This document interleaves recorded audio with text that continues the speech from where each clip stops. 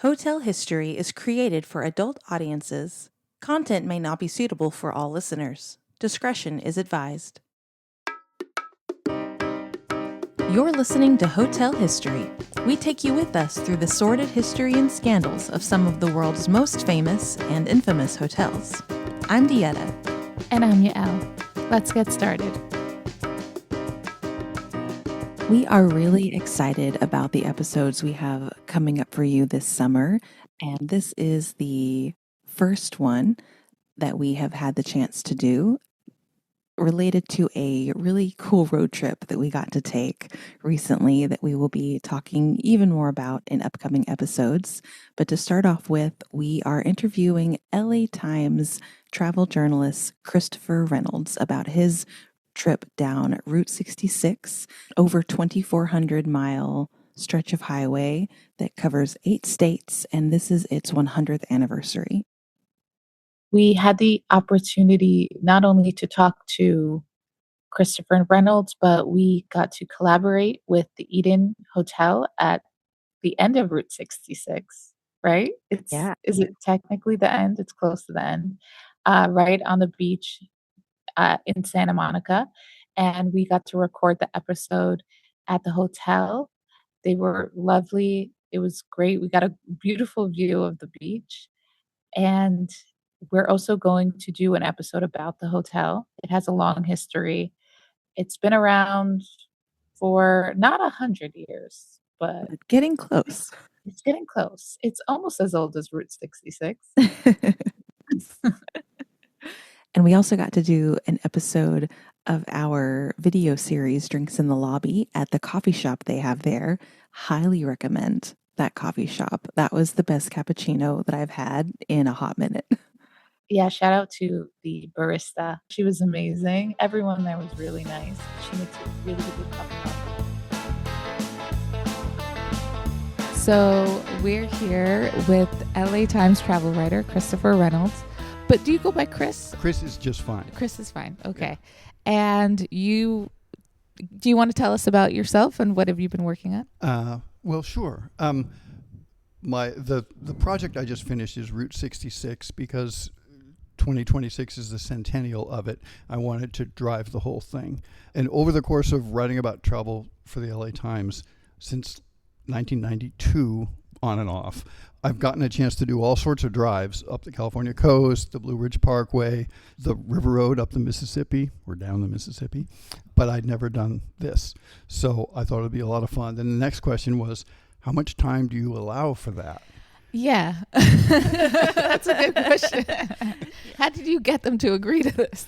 Well, a classic corporate thing. It's like they like the idea, but they really liked the idea when I told them I could do it in 2 parts so the expenses would be spread over 2 different budget years. That was, managers like that. Ah, that is smart. Yeah, so in November, I took the train to Chicago and then picked up a rent-a-car and drove from Chicago to Albuquerque. And to give them bang for their buck, I also wrote a story about taking the train from LA to Chicago because 43 hours on a train, that's kind of fun. How was that? It was a blast. It Really? actually exceeded my expectations. I hadn't taken Amtrak on a trip that far in a long, long time. And so that was a lot of fun. And the bonus that I hadn't really thought about was that for half of the way or more between LA and Chicago, the railroad tracks and Route 66 are really close to each other. So you can actually see one from the other. It's like if you're driving on Route 66, you are seldom out of view of train tracks. And so it goes the other way as well. Well, so taking the train to Chicago was a great sort of introduction to what I was then going to find coming back the other way. And once I got to Chicago, I planned on doing, I think it's about 1,500 miles from Chicago to Albuquerque. And I gave myself basically a full day in Chicago and then 7 days to drive it, and new hotel or motel every night. And if I had to do over again, I would have added 2 days to that. Really? Yeah. I basically had to blow off St. Louis entirely because I just didn't allow myself enough time, and the schedule was going to go to hell if I didn't do that. So there's a place in St. Louis called Ted Drew's, which serves, I think it's frozen custard. And everybody who's driven Route 66, except me, talks about how wonderful it is. Yeah. That's actually one of our questions for you is, did you couldn't go everywhere, so that's one of the places you had to miss. Exactly. And it's, as I've been talking to people about it, it's you come to these stages of acceptance with Route 66. It's like the neon is not all going to be lit when I go through, because some places you arrive at noon and that's just the way it is. The other thing is you're going to be somewhere on a Monday and most of the restaurants are going to be closed, or or a Sunday in some some Midwestern towns and things. Sunday is the day everything's closed, and you have to make peace with that. And then you also kind of have to make peace with the fact that you're going to make wrong turns, because a lot of people don't realize this, and I didn't fully grasp it till I drove it, but like Route 66 is this patchwork, and you keep jumping from one road to another. It was from the beginning in 1926. It was designed to connect pre-existing main streets all across the country. So to drive it now, 40 years after it lost its official status as a national highway, you do a lot of hopping from road to road, and it takes your attention, and you're going to miss a few. So anyway, it's like that old saying about you can never step into the same river twice, because the river's different and you're different. Yes. It's absolutely that way with Route 66. That's so true. As we told you, we were really trying to stay on the road on Route 66, but Google Maps had different plans for us. And then I was really glad that we got a Jeep when we rented the car, because there were That's funny. That's what I did for the second part of the trip. So when I did part 2 of the trip beginning in February, that's when I went Albuquerque to Los Angeles. And for that part, I got a Jeep, because it looked like there were some bits where you don't know what the weather's going to be and you're going to be on gravel or dirt. Did you have any gust issues, like the wind gust blowing your car? I had within the same day, I had wind gust issues and Flagstaff snowstorm issues. And I was really glad I had a Jeep. Oh yeah. And it was at its worst in Winona, and I kept thinking of the lyrics from the song. Yes. Don't forget Winona. It's like, I should have forgotten Winona. It would have been much better to be on the freeway for this. But then I got into Flagstaff, and everybody in Flagstaff was at, we only got 4 inches of snow. We really wanted 7, because their winter economy is based on people doing winter things. Oh, so right. what I thought was like a snow crisis was the opposite kind of crisis for We're them. like, it's no big deal. Yeah. That's so funny, because I've been to Flagstaff, but not when it was snowing, and it's beautiful. Yeah. And did you go to a restaurant called the Fat Olive? I did not. I think I saw the sign. Okay, if you're ever there again, It's literally one of the best places I've ever eaten. Wow. Yeah, I'm surprised, and also the name is so good. It is a great name. But it's affordable and it's really good, and that's like when I remember of Flagstaff. Yeah, I mean, I think Flagstaff gets underappreciated in general. People don't realize it's 7,000 feet above sea level. They don't realize it's kind of a college town. They don't realize that there's an old downtown once you get off of, 89, the big freeway that goes through. Flagstaff has a lot. And it because it's elevated, it's like the leaves change and like it looks like fall. And I mean, in Arizona, you don't really see that. It's true. No, when I moved to LA, we stopped in Flagstaff on the way for our overnight, and I was like, wait, this is Arizona? Is this New England? I was like, it's so green. Yeah. And then there is that train. There is like a train that goes in the middle of the city or town. What is it? A town? I'm from New York. Everything's a town compared to New York City. No, I think Flagstaff gets counted as a full-fledged city. Yeah. Oh, okay. Yeah. All right. Sorry. But yeah, there's a train, and then there's also, once you leave Flagstaff and you get to Williams, that's the long-standing spot where you get on the train for like a day trip to the Grand Canyon. So Williams goes back to like the late 19th century, and it was full of souvenir shops on the main street. Yeah, I got to say, that was not my favorite place. Okay. There were, my favorite dive bar of the trip was there, and I think one of the reasons it was my favorite dive bar was because it was a refuge from all the souvenir shops. Oh, Yeah, what's it's a it yin called? and yang kind of thing. The bar in Williams was called the Sultana Bar, although they like to call it the world famous Sultana Bar. But just, bartender, 2 guys day drinking, couple of pool tables, weird underground passages from the 19th century. God knows what they were used for. Favorite kind of bar. Yeah, exactly. lots of great. lots of mysteries there. So that was a good midday refuge from from everything else. So what can you this is a hard question to answer. Okay. What was your favorite part of the trip, or what's your favorite stop along Route 66? Oh, yeah. Or if that's too hard, Yeah. what's the few like that pops in your head? Because I know asking one is like really difficult. It is. I will say that two of the cities that I think like most typify the Route 66 experience are Tucumcari, New Mexico, and Seligman, Arizona, which looks like Seligman on paper to me, but everybody there says Seligman, so I'm going to say that too. But they're both small towns that used to do really well off of Route 66 traffic. And then, over the years between the early 60s and the mid 80s, I-40 was completed, and it gradually stole all the traffic away from all these little towns and sent them into death spirals in many cases. Both those little towns went from being really bustling and busy to being kind of at death's door, and now they're coming back up a little. They still have issues, but they've sort of rebranded themselves as Route 66 places, and the success of Route 66 as a historic road trip is like crucial to their survival. Mm-hmm. And like on top of all that, my favorite neon sign in all of Route 66 is in Tucumcari, New Mexico, and that's for the Blue Swallow Motel. Mm-hmm. It's just classic. And in Seligman is Angel Delgadillo's gift shop now, but it used to be a barber shop. And Angel Delgadillo is the guy who, in the 1980s, when his town was dying because I-40 had come through and stolen away all the traffic, he and his wife called together about a dozen business people from other little towns around, and they persuaded the state of Arizona to designate 66 historic highway, to get people to start thinking about it as a historic place. And then they started sponsoring, like, I think, bike rides and runs and classic car gatherings. And Angel Delgadillo pretty much saved Route 66. And the amazing thing is he's still alive. He just turned 99. What? Yeah, the year of the centennial, back in April, he had his 99th birthday.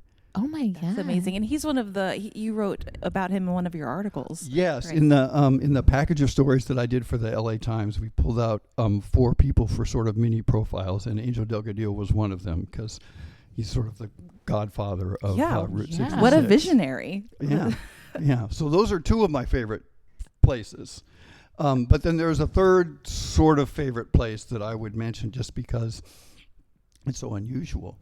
As you head west from New Mexico into Arizona, in northern Arizona, just before you get to Petrified Forest National Park, like exit 319 from the I-40, if you take the exit and you go a mile up the road and you get to a locked gate and you text a phone number and you send them your driver's license, persuade them that you're trustworthy, just basically by saying, you can trust me, here's my driver's license, then they will send you the code for the lock. No way. You unlock the thing, you drive 2.5 miles down a gravel road that used to be Route 66, but now it's private property, hence the gate. Oh. But it was bought by some preservationists, right? So you can drive down Route 66 where, the Dust Bowl migrants drove in the 30s, and the just returned veterans drove much more happily in the 40s, and have that experience. And then you get to the Painter Desert Trading Post, which is preserved the way it looked in 1950. This kind of whitewashed building in the middle of just nothing. And it was really windy this day too. And you go inside, and there's not much inside, just some wall displays on what the place used to sell and how it was preserved and all that. It's a trading post that sells nothing. And it's a voluntary donation for whatever you want to give, but you just stand there, and they've done a great job of staging it. So there's like a spare tire leaned up against the old gas pump, and you think all this stuff happened here, and now there's no one but me. And I asked them, how many people actually go to the trouble to do this thing? And they said about 40 per year. What? Yeah. That's it? Yeah, so like not even one a week. Oh my gosh. We have to do this. Yes. 40. We will raise those statistics. And give you the phone number. Yeah. It's a doable thing. Crazy. It That's is. so, you see, well, now it will be on social media, but before you couldn't find out. If you dig in the right, well, that's kind of another thing about this is because Route 66, I think a large part of the most rabid fan base for Route 66, they call themselves roadies.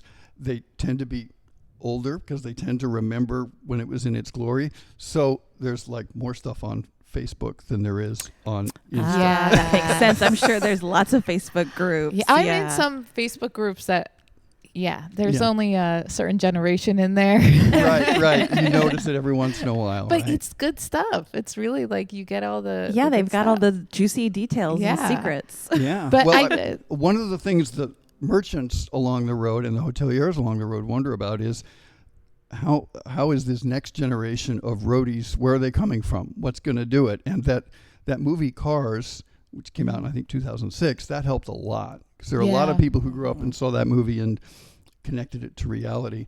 But that's a big question. It's like if you're somebody who was born after 1990, how are you going to sort of connect with the story of Route 66 and or aren't you?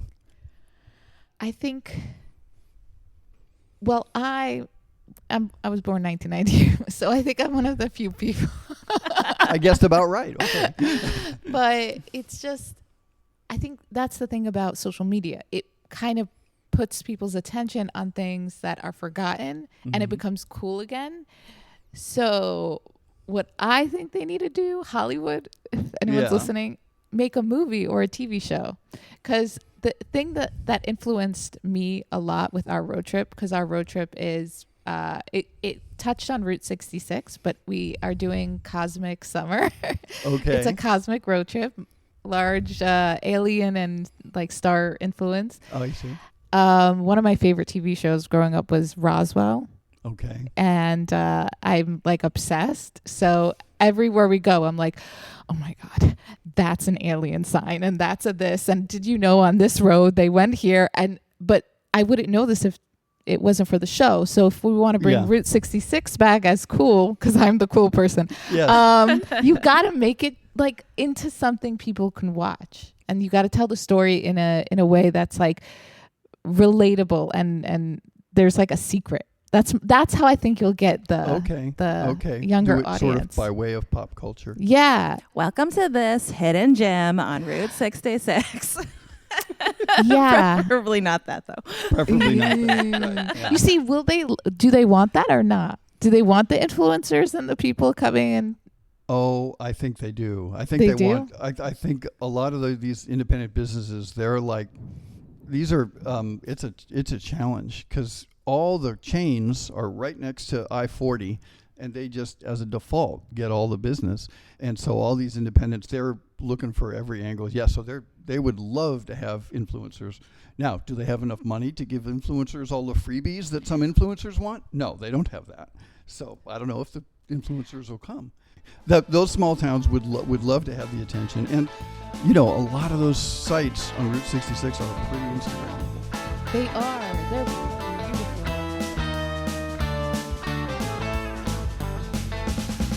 So we have to know, where did you stay at all of your stops?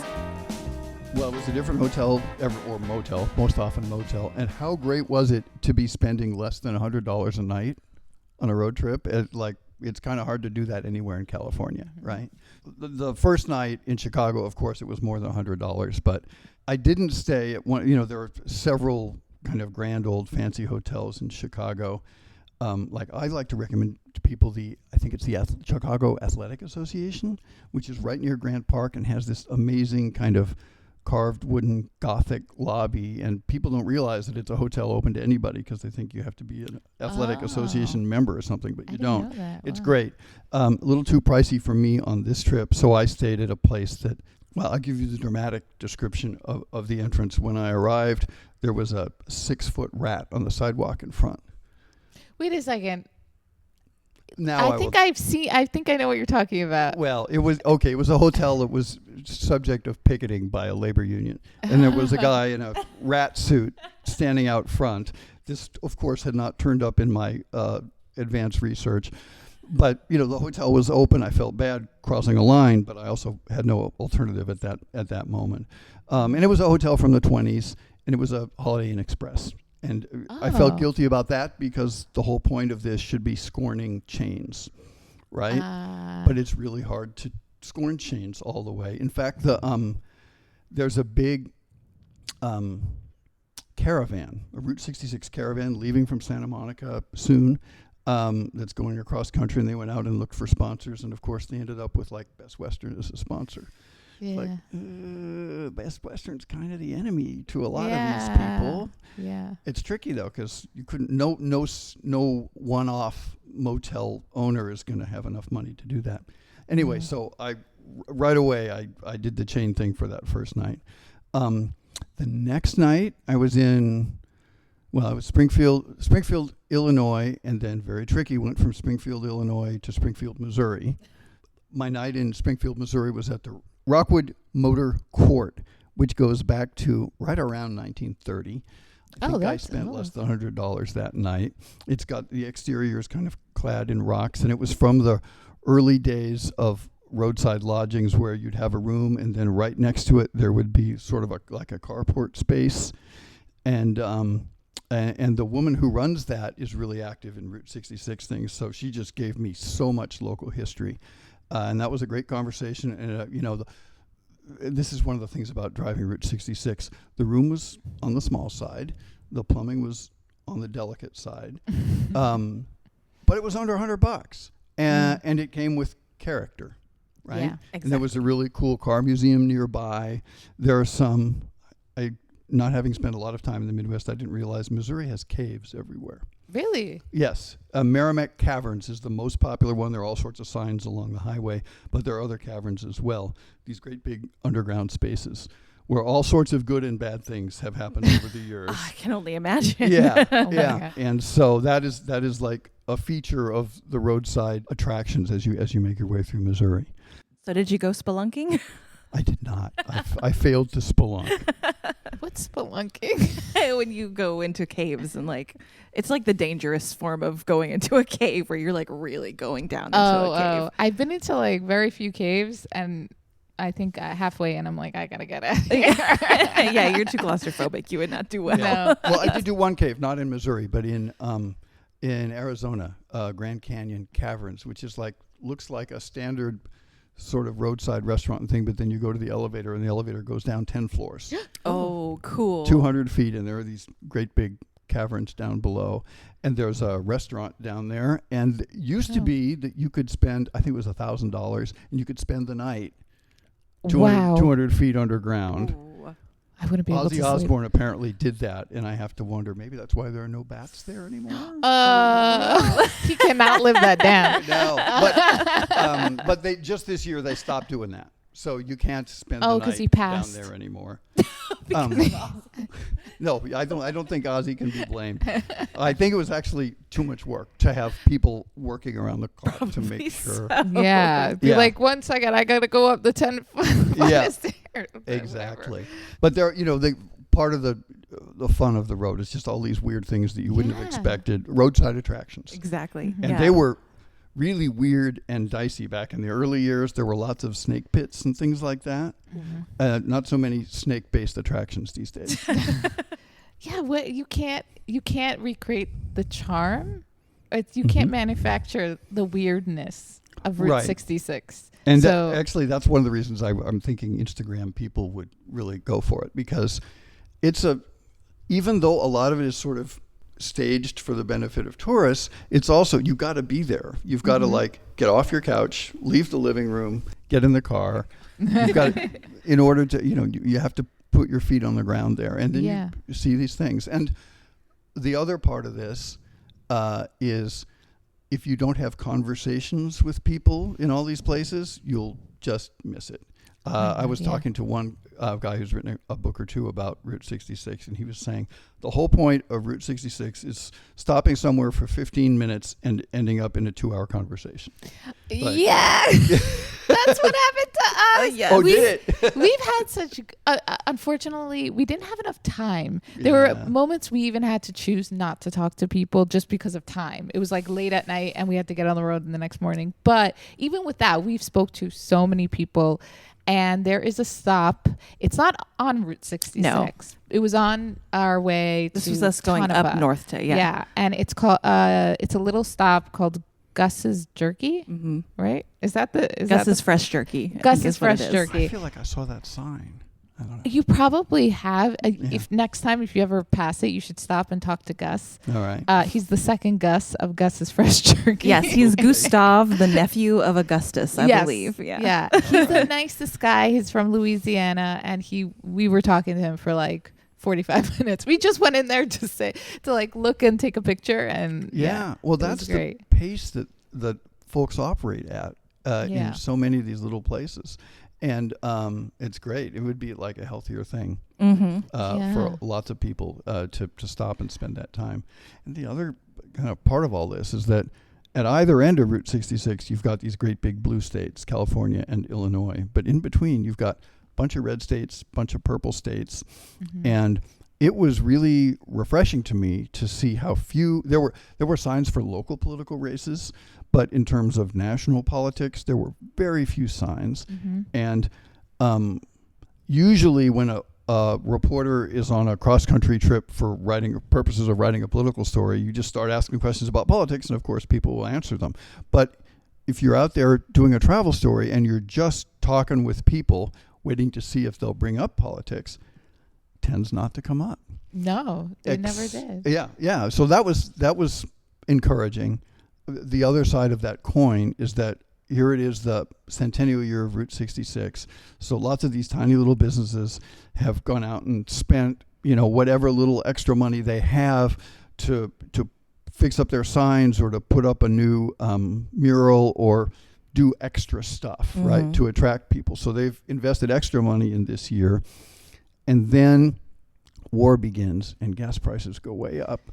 And even before that, our president talks about how nice it would be to take over Canada. And Canada decides, like Canadians just as a group, stop traveling to the U.S., to a dramatic degree. And a lot of the people on Route 66 are Canadians. So there's this dual threat of like Americans might not come into such numbers, and Europeans who are like an enormous part of the Route 66 economy. We should talk more about that. But anyway, both of those groups are a little bit in doubt as we go into the centennial summer of Route 66. So there's a little bit of quiet drama there. Yeah, I didn't even think about that. But you are right. There is a lot of problems happening in this area. Yeah. Now, when you were on and near Route 66, did you meet anybody from outside the U.S.? Oh, yeah. Constantly. So actually, mostly. Mostly. We were around Europeans. Did not hear English in certain parts at all. Yeah. Well, that matches what a lot of the people who run shops and restaurants and hotels tell me, especially in summer. More of their customers are from outside the U.S. than are from inside the U.S. So this great big, 2,400 mile long national historic monument basically wouldn't survive in its current state if it were just dependent on Americans. It's a global enterprise. And when people think in the abstract about it, they don't probably recognize the degree to which Route 66 counts on Europeans who, all their cities go back to before there were automobiles, and the idea of navigating such a great big long road in a country where all these buildings happened since the automobile's arrival, it's novel to them, and they really feel like we're getting to the guts of American culture now. Yeah. We're going beyond New York, and we're seeing the real America. They love it. They love redneck America. They do, and if they can rent Harleys, they will. Yeah. I mean, I was out at Roy's, the place in Amboy, out in the middle of the California desert, and there was this enormous group of Italian motorcyclists, like 20 or 30 of them, just finishing and driving off. And there's nothing at Roy's. The sign says motel and cafe, but there's no cafe and there's no motel. There's just this really cool sign. You can get gas. you can get some souvenirs. It's a really interesting place. Anyway, so the Italians roar off, and just as they're leaving, 25, 30 Dutch guys and gals on Harley Davidsons roll up, and it's another tour group from Europe, and they're doing this thing, and this is all part of it. I can't imagine that. I don't know why. I never thought of Europeans driving motorcycles. Yeah, well, it gets them like one level deeper into American sort of road culture. That's so funny. I feel like America does have that culture because we have so many cars and it's so big, and they don't. It does not exist in Europe the way it does here. Yeah, it's true. Everything's trained. It would be really interesting if somebody could figure out a way to like create a template for electric car travel on Route 66. I was thinking that. Because I was like, oh, should we rent a Tesla?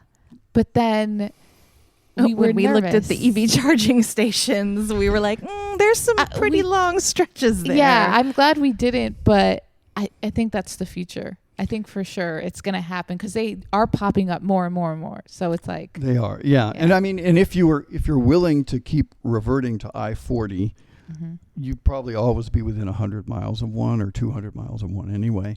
I thought about it too and did not do it. But I think to do Route 66 in an electric car would be a really cool thing. Yeah, I think it would be great because now there's the self-driving like aspect of Teslas. And if you're on the road for a real, like it's just a straight shot, you just put that self-driving and you're like, la, la, la, la, la. I would love to watch its software come to grips with, like, am I going to follow the 1926 alignment of Route 66 or am I going to follow the 1937 alignment of Route 66? It's like, there's a lot of calculations to be made there. But then you lose that like spirit of it, of like I had dreams of our trip. I was like, we're going to get a convertible. We're going to go old school, or we're going to get a Tesla. It's like too dramatic. Too extreme. Honestly, the convertible would have been cool, but it's just those winds. Like you need a heavy duty car. I have to tell you, two weekends ago for a TV thing, I went out with a crew in a convertible, a Mustang. We went out to Needles and then drove all the way back, and it was 102. Oh, and it was like better for the image for me not to be wearing a hat. No, I just think convertibles are a bad idea. Yeah, just put a top on it.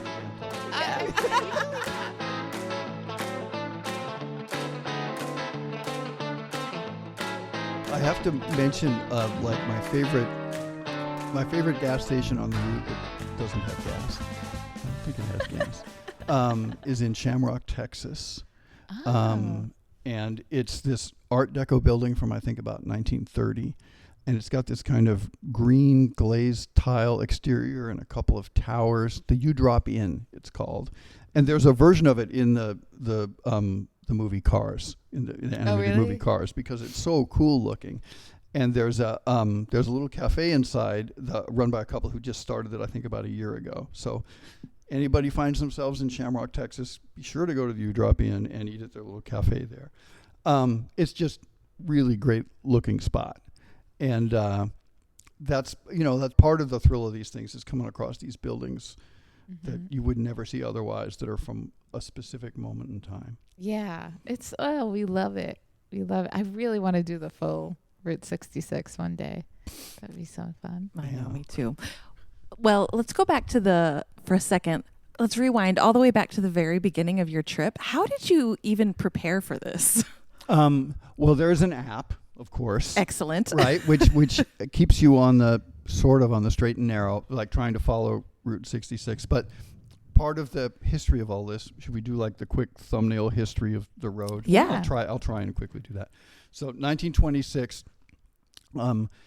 after years of depending on horse-drawn carriages and trains, the United States is beginning to weave together a network of roads because cars are just becoming a thing. And some smart people thought we need to connect the roads together so you can get from city to city, right? So Route 66 was one of those early efforts to do that. And unlike many of the others, it was sort of at a diagonal. So it starts up north in Chicago and ends up down south in Los Angeles. And the route they ended up with was about 2,400 miles, and it stopped in downtown Los Angeles, and it went through Santa Fe. And when in 1926, when they started the whole thing, only 1/3 of it, I think, was actually paved. The rest of these roads were super rough. So it took them like a dozen years to actually get it all paved. And some of them were really narrow. They were telling me, I think it was like Oklahoma or Texas, there was one stretch of road that was like 9 feet wide, because nobody could ever imagine there would be so much traffic that 2 cars would need to pass each other. Oh my God. If only they knew. Yeah, exactly. So by the end of the 30s, they had changed the route. So because of internal politics within New Mexico, Santa Fe got dropped from the route, and it made it a little bit straighter shot through New Mexico. Meanwhile, in Southern California, Santa Monica got added to the route. So instead of it ending in downtown LA, it ends at what is now Mel's Restaurant at Lincoln and Olympic, I want to say, about 8 blocks from the beach, which is a crazy place to end it. But I think the rule was you have to end a highway where there's another highway. So that's why. But everybody, the psychological end is the Santa Monica Pier. And the people in Chicago have belatedly realized this, and they've just in this last year or so are starting promoting Navy Pier in Chicago as the psychological East End. Or symbolic, or they have to use a word other than official, because it just isn't official, and it never was part of the route. We are literally sitting at the end, the psychological end of Route 66 then. That's right. The Eden Hotel here is we can look out and see the Pacific. Yeah, if you go around the corner, that's technically Route 66. At least that's what it says on Google Maps. Okay. We'll believe it. Yeah.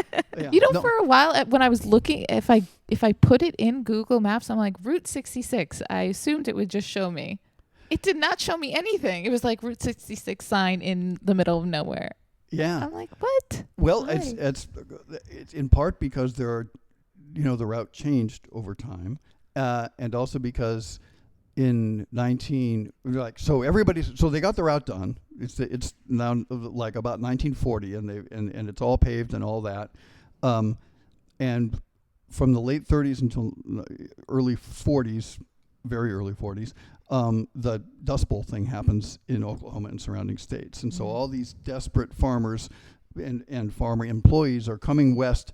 And this is what the Grapes of Wrath is about. All these people got nothing left, getting in their rattletrap cars and coming west on Route 66, the Mother Road, as John Steinbeck called it, to try and find a new future in California. So there's like some of the worst times in this country's history, right there on Route 66 in the 30s. Then World War II happens. Then World War II ends, and suddenly everybody's back from war and happy, and there's booming prosperity. And what do? They get back on Route 66. So the same highway that saw all this despair and desperation 10 years before is got all these giddy, happy people. And Bobby Troup writes this song that Nat King Cole records called Get Your Kicks on Route 66, which is, a wonderful, catchy tune. There's a big built-in irony there, because Nat King Cole, in 1946, as a black man, would have had great anxiety, or it would have been impossible for him to actually drive that entire route, because about half of the counties along the path of Route 66 at that time were known as like sundown towns. Yes. And black people had real challenges because of the built-in racism in the American system.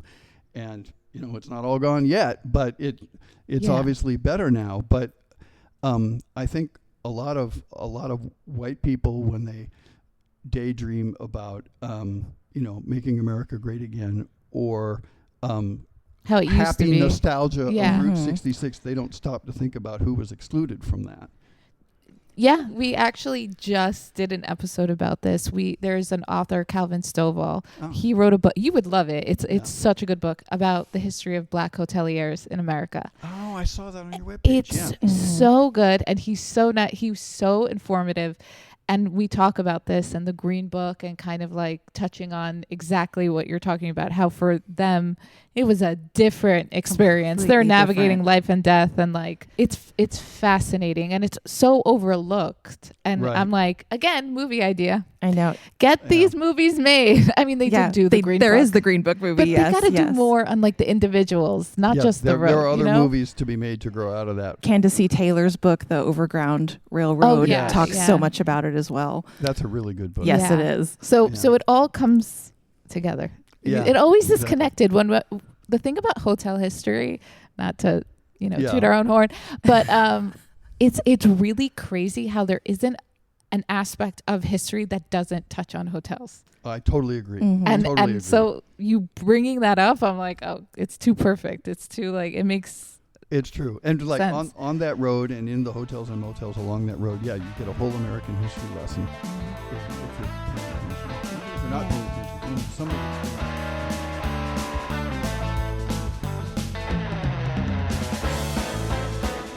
Collecting odd motels as you go is a great thing to do.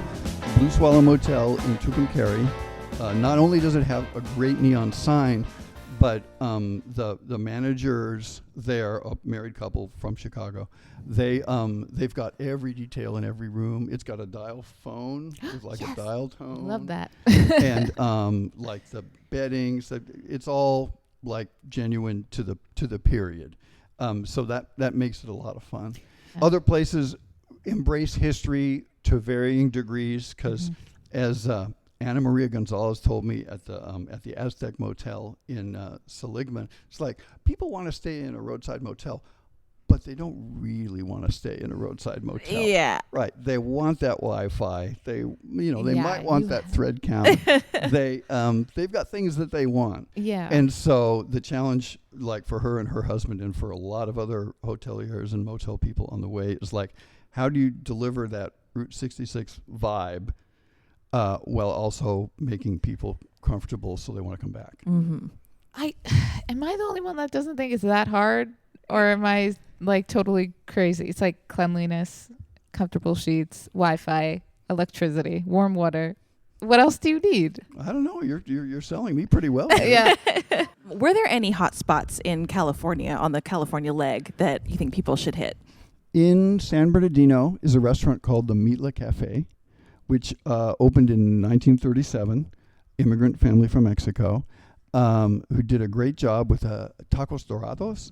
And they had a regular customer in the early 50s who really loved the way they made their tacos dorados, who subsequently went on to start his own chain of restaurants called Taco Bell.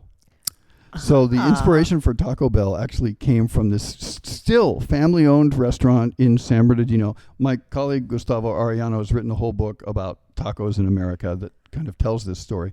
But yeah, if you're going to eat lunch in San Bernardino, you're going to have lunch at the Mitla Cafe and you're going to sleep at the Wigwam Motel, and you're good for San Bernardino. Perfect. I mean, the Mitla Cafe is definitely one California stop. Another one that people probably don't even think of as a Route 66 stop is the Formosa Cafe on Santa Monica Boulevard. Oh, really? That's Route 66, Santa Monica Boulevard. Oh, I've been there, but I had no idea it was Route 66. Exactly. And they don't play it up at all. They're busy doing their own thing, right? It's this ornately decorated place that's kind of an homage to Asia and Hollywood at the same time, and it's got this great curated collection of images of Asian American stars from early movies and TV days. It's a cool place and a great place for a drink. And it's got an old streetcar in there too that goes with one of the old red cars from 1904 or something like that. Oh, that's cool. So that's sort of a sleeper Route 66 stop. So what did you do when you finished your Route 66 journey? You got to Santa Monica. How did you celebrate? So on my last day of the drive, when we got to the Santa Monica Pier, my wife and I had a very nice dinner at the Lobster, which is a fancy surf and turf restaurant that sort of looks down upon the pier. My wife was very cagey. She didn't actually do the whole drive, but she flew out to Albuquerque and we went up to Santa Fe. And so in the middle of the big road trip, there was like a very nice 3 or 4 days in Santa Fe. Then she flew home while I drove the rest of the way. Yeah, she supported you as much as she could. Yeah, yes. And of course, since we live in Los Angeles, there was no hotel night on the at the end of it. I imagine if you live anywhere else, figuring out where to stay on your last night of driving 66 is it would be a big deal, because if you're going to splurge any night, it might be that one. One option would be the Georgian, which is like a 1930 building, really close. Another option would be this building, the Eden, which I think is like 1940. It's definitely streamlined, modern. Yeah, kind of looks like a cruise ship a little bit. Yes, its architecture is really unique. Yeah. I don't think you're going to find any place under $100. Even the Santa Monica hostel probably costs more than that. Yeah, in LA, you're not really not wanting to stay at a place that is less than $100. And there's also, the Fairmont. Yeah. There's the Fairmont Miramar. Yeah, I mean, if you want to splurge, you have options. LA is the place where you can splurge, but if you want to budget, it's tougher. Go to San Bernardino. Yeah, spend that last night at the Wigwam. Spend that last night, drive back to Pasadena, stay at the Saga. That's right. In Pasadena, there is the Saga Motor Hotel, I think it's called, which is right by Pasadena City College and Caltech. And they have pretty good rates. And they're also a good place for the Rose Parade if you want a spot along the route. What was the motel we passed that was in the shady neighborhood? The Paradise Motel. The Paradise Motel. We don't recommend it. Oh, I know where that is. That's right on Sunset. Yeah. Yes. It's, I think there's some snakes. I drive past that hotel quite often because I live in Los Feliz, not that far from there. And I've always wanted to go by there at night and maybe take some pictures of that neon, because I think it's red and it's just kind of it says Paradise, but it doesn't really look like Paradise. No, it doesn't. No, it's not Paradise. It does not smell like Paradise. I hope that's not what Paradise smells like. Not good. That looked like it hasn't changed in 100 years. And I bet you the amenities haven't. Yeah, that's true. I will throw in a plug for one other place. Like, since we're talking about places at the end of the road, I will say at the beginning of the road, if you think of the east as the beginning, Navy Pier is kind of cool. There's a statue out on the end of Navy Pier, and I thought, okay, there's a statue at the end of the pier, and it's Chicago, so it's going to be like, Mayor Daley or Mike Royko or Barack Obama or some like Chicago figure. You know who it is? It's Bob Newhart. What? Why? He was born in Chicago, grew up in Chicago, had the show, and the Bob Newhart show was like set in Chicago. He and his wife lived in an apartment there, but he was in L.A. I mean, he spent his career living in L.A., but it was just so, I mean, that's Route 66, right? Yeah, you think you know what you're going to see, and you don't. And you don't. But you just proved my point. Everything's about TV.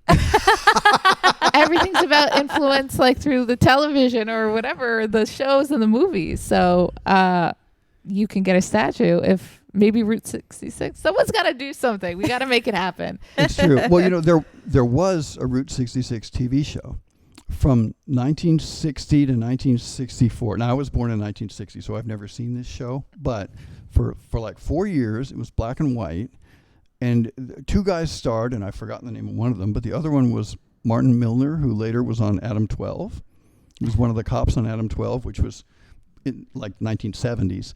But anyway, but it was sort of a kind of a gritty reality show, I guess, where they would. I told you about these guys. Oh yeah, I watched the first episode. Buzz and whatever his partner's name is, his friend is, and it was sponsored by Chevrolet, so they're always driving a Chevy. Stop, that's and so they would funny. like have adventures in different cities along Route 66, and it was kind of dark. The first episode was really dramatic. I think it was really in the years dark. when they were still discovering how all the possibilities of TV and how you didn't have to just be light and frothy. But like those were the years where Route 66 was at sort of maximum exposure. All these buildings were still going up in the mid-century style and everything. But ironically, they were already building the interstates, I-40 and the others. So the end was already drawing near when they were at maximum popularity. Yeah, they had no idea. But now They got to bring that show back. I want to go back and watch that first episode.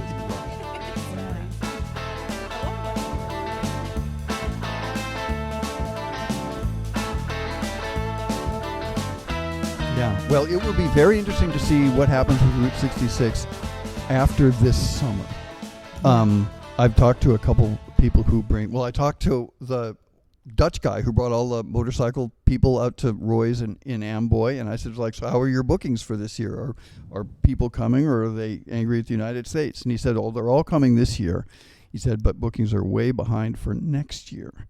So, the 101st anniversary of Route 66.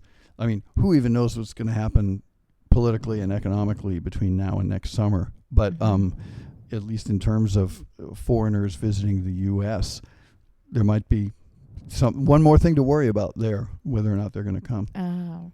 Well, maybe we should also encourage Americans to do this. Well, I think we're too much on our computers. Go out. Yeah. Absolutely. No, it's healthiest thing you can do is go out and explore an American small town. Mm-hmm. Yeah, but people do a lot of talking about things. Yeah. They say a lot of things, and then I see them and I'm like, but you're not going out to these small businesses or talking to the locals, because maybe they do have different politics than them or different, but it's really beautiful when you speak to people and you humanize them, and it's like, oh wow, there's a world outside of your little city bubble. It's a different world going on the road and meeting these people. Yeah. Well, if you get to Texas, or maybe you've been to Amarillo. I have not. There are two main stops on Route 66 in Amarillo. One is Cadillac Ranch, where there are 10 Cadillacs in a row with their noses stuck in the ground and standing up like Stonehenge, and people spray paint them, and every day people come and respray them.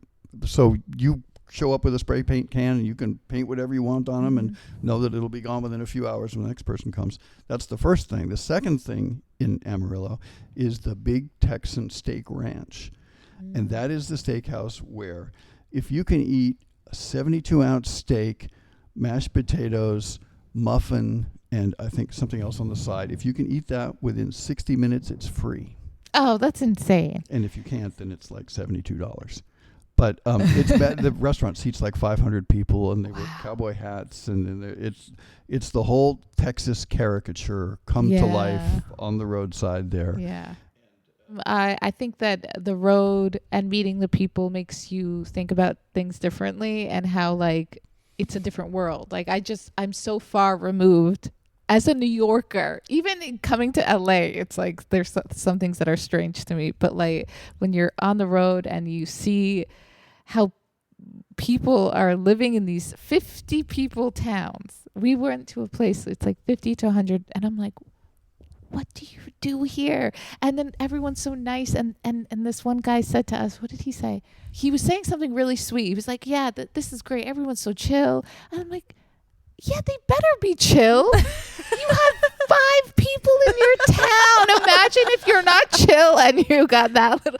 Right. But it blew my mind, and I was just thinking about like just how different it is and how it's good for you. It exposes you to different people and different ways of life. Like the old saying, it'll broaden the mind, right? Yeah. And especially Route 66, because you've got the rest of the world out there with you.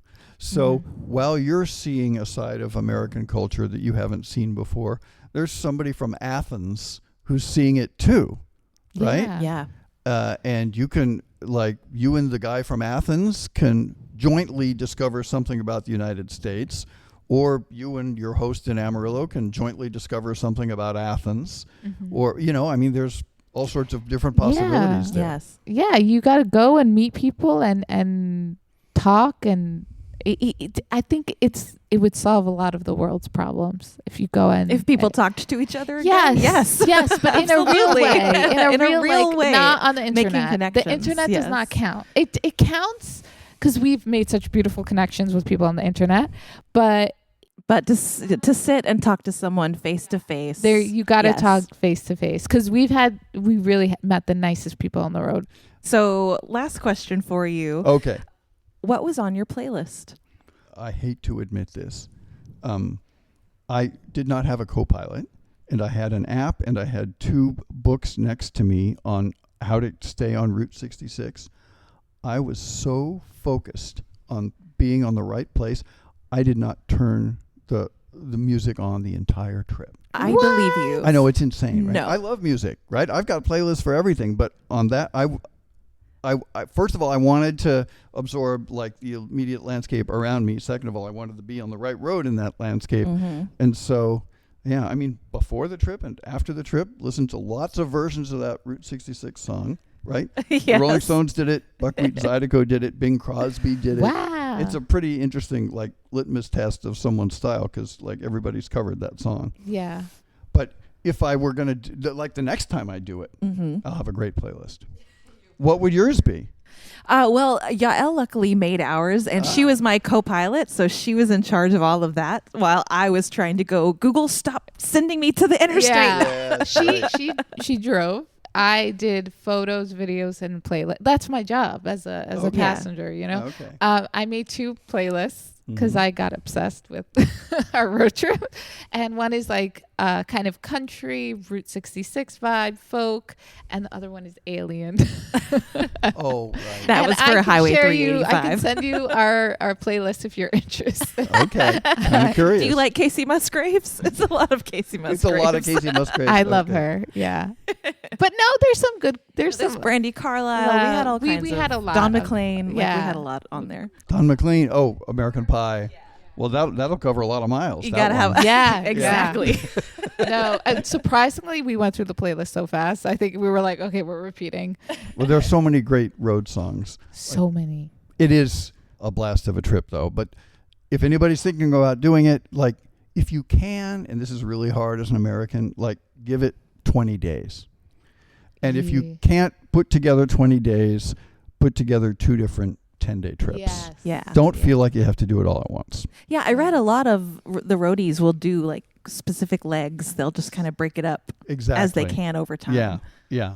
What else can I throw out there? Do not underestimate Tulsa. Oh. Tulsa's got a lot going on. Okay. And Tulsa is one of the cities that did the most to kind of beautify itself along Route 66, which is 11th Street in Tulsa. Mm-hmm. And they've, well, first of all, the city in general, it's got like the Woody Guthrie Center and Bob Dylan's archive, and it's got all these great Art Deco buildings because Oklahoma had its big oil boom in the 20s, right when Art Deco was coming in. So there are all these amazing skyscrapers in downtown Tulsa. And then along Route 66, there's a woman named Mary Beth Babcock who's running all these, 3 or 4 roadside businesses on 11th Street in downtown Tulsa, and she's bringing back what they call muffler men. Do you know this phrase? This sounds familiar. Yeah. They were actually based in L.A. The original company that made the first muffler man back in the early 60s was a company, and the idea was to help like auto lots sell cars and car repairs, these fiberglass figures of like men holding mufflers who were like 20, 25 feet high. And pretty soon Texaco stations had them and they were all over. And then some other businesses found out that it also worked for like lumberjacks, and you could turn these great big guys into various things. But the nickname is muffler men, and there are hundreds of them across the country. And there's been a trend in the last 5-10 years to recover the old ones and redo them or make new ones in the mode of the old ones. And there are a ton of them along Route 66. So I was counting as I was going, and I found 20 along the way. Wow. And like 4 or 5 of them were in Tulsa. Oh, wait, did we pass any? No, I don't think we saw it. I think we would have noticed. We would have noticed. If you've ever been to Joshua Tree, I have been. there is a former gas station that's now kind of a souvenir shop called The Station, and they have one. It's called Big Josh, and it's a guy with a cowboy hat, and he's 20 feet high. Okay, muffler man. Muffler man. Well, thank you so much for coming in and doing this interview with us. We really it's my pleasure. Love talking with you appreciate guys. it. Where can people find you and your articles? LATimes.com. And I think if you just search LATimes.com and Route 66, you'll get there. But if you want to be sure, you could try my name too. And my byline in the paper is Christopher Reynolds. And you'll find some other travel stuff too, mostly around California, but also beyond California. Thank you.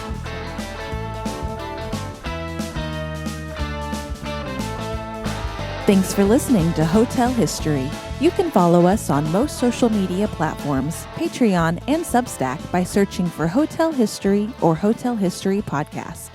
To connect or collaborate with us, check out our website at hotelhistorypodcast.com. If you like what you hear, please leave us a 5-star review on Apple Podcasts and Spotify so we can reach more listeners.